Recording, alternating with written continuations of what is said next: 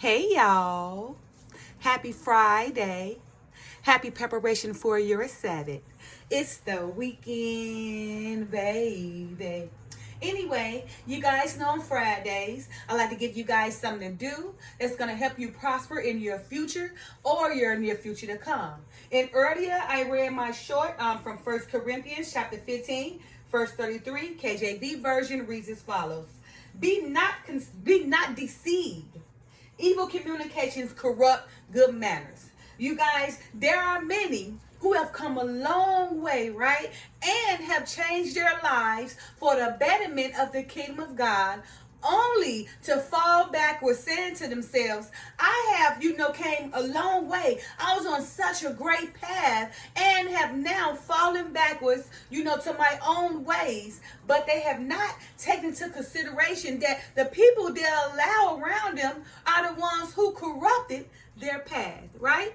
So, and that's why, 1 Corinthians chapter 15, verse 33 reads as follows when it says, be not deceived, evil communications corrupt good manners, because whether you want to believe it, or not, the people who you allow around you is who you become, who determine your works and everything, right? Because they always whispering things in your ears, right? Or recommending something or suggesting something that you should do or you shouldn't do. And then in your mind, you be like, well, yeah, two heads is better than one, not, taking into consideration which two heads are they. You just saying your head and that head, and that person got a different decision than me, so I'm going to go ahead and, embrace their decision. Right? But not taking into consideration, like, if that is that person's decision, right? Is it going to help me? It's going to help me better myself? Do it have the best interest for me? Or is it going to move me forward, to corruption? So you have to, take that into consideration, right? So you guys, for this weekend, I want you guys to, take into consideration the people you allow in your life, right? Be proactive, right? And discerning those people around your life, discerning if they possess evil communications or good communications, right?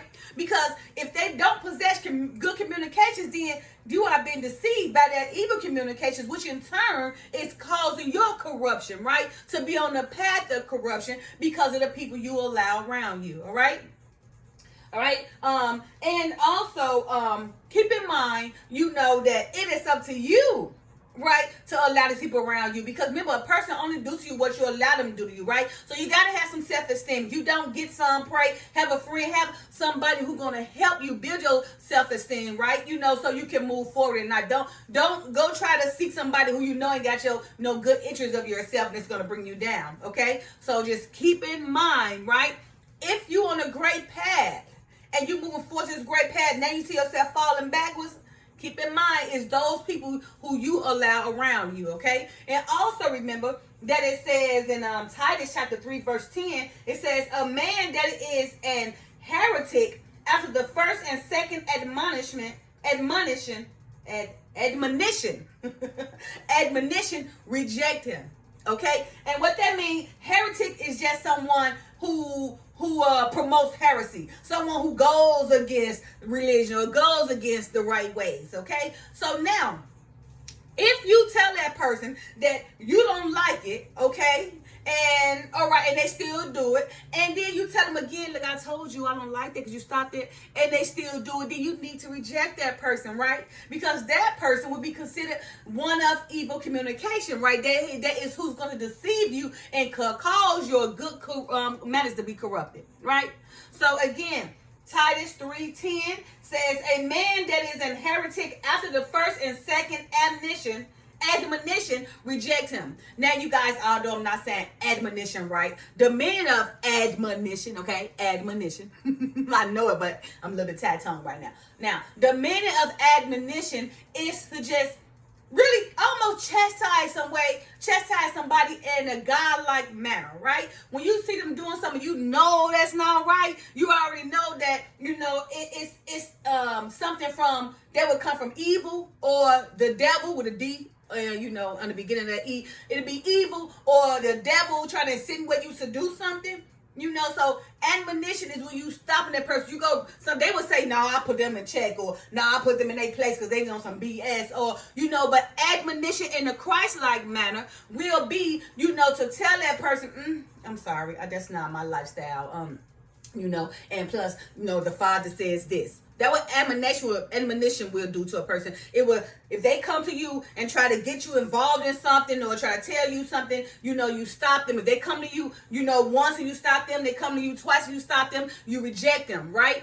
And you admonish them, right? But when you admonish them using the blueprint of the Father's word, because you already know right from wrong. So if they come get you and try to get caught up in stuff, you had to stop them and you admonish them, letting them know the right way from the blueprint of the Bible, of the God's word, right? The path that you follow, you showing them, you setting an example for them so they can see it, right? And explain to them why it's not right. You admonishing them, explaining their right and wrongs, right? But you letting them know, basically you chastise them in a way like, okay, no, I just look like this. You're barking up the wrong tree. I'm not the one for this. I don't want to be involved in this lifestyle, so I'm going to tell you right now, please stop, okay? So that's when you imagine, because the Father says this, okay? And it's not supposed to go that way. And if you do it this way, then you'll get better results, because you don't see that the results you're getting right now is not leading you to nowhere. You don't see that you're being deceived by everything, right? Because you don't want to take the time to understand somebody trying to admonish you and put you on the right path, but instead you want to throw your lifestyles on me. So I have to admonish you, by saying to you, this is not the way the Father would like it. And plus, if you're doing it your way, you're falling. All right. And of course, I don't want this, in my lifestyle. I can't, because this is not nothing I do in my lifestyle, because I know it's going to bring me down. If I do it this way, I will prosper. Okay. So just make sure when you telling that person, or when you admonishing that person, when you have told them to stop once and they done it again, and you told them to stop twice and they still do it again, you reject them, you admonishing them, and you move forward, right? Because remember, be not deceived. Evil communications corrupt good manners. And because they keep on doing the things that you have rejected, eventually they will deceive you and cause your good manners to be corrupted. You see, just that simple. And then also in Proverbs chapter 4:23, it says, keep thy heart with all diligence, for out of it are the issues of life, right? And what this means is, be careful who you have around you. Be careful what you got going on in your life. Be careful what you do in your life. Be careful how you present yourself in this life, okay? Because depending on what you allow your heart to get caught up in, depending on what you allow yourself to get caught up in, it causes the problems to your heart. And what happened? Strokes, heart attacks, can't breathe, hypertension, and low energy, right? Remember, health problems, right? Because it causes strain on your heart. All that stress you're taking in, all those things you're taking in is basically stressing your heart. It's causing something to become weak. And then when the heart become weak, it collapses. And then a lot of people have strokes, they have heart attacks, right? They lose their mind, got to be rehabilitated, because why? They have allowed so many things, so many issues to come in their heart, and which they thought they could handle. But no. Every human being can only take so much, no matter what part of your body it is. It only can take so much. So be careful, right, to guard thy heart. Keep thy heart with all diligence, because all the issues come from out of the heart. So again, for this weekend, I want you guys to consider, all right, those evil communications you allow around you. Recognize it and get rid of it, right? Guard your heart, because those evil communications is corrupting your good manners, right? After you didn't told them once, you told them twice, right? And now you got to reject them and admonish them. And because of all that, if you allow them to do it, they will cause issues in your heart. Or if you stop them from doing it, they won't cause issues to your heart. Remember?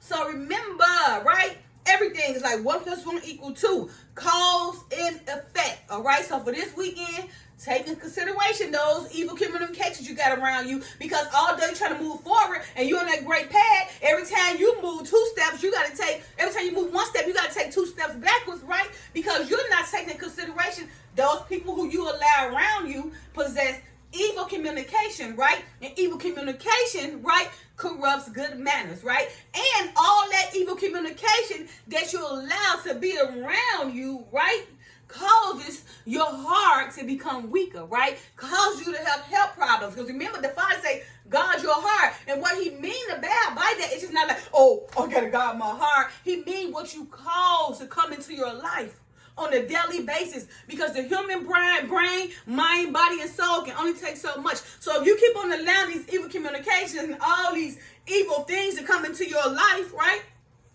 What do you think going to happen? Your heart is going to become weak. All the stress and all the worry and all the health problems and all the trying to be the Mrs. Joneses and all the low self-esteem that cause you problems and all the not standing up, standing and taking your ground, not, being strong and telling the person, no, you can't do it because you know how it's going to affect. All that being silent, right? Being scared to speak up to yourself has caused a lot of issues into your heart, and now have caused you to break down. And now you probably had a high heart attack, you stressed out, you can't eat right, your health is all out of order, because why? You brought it to yourself, right?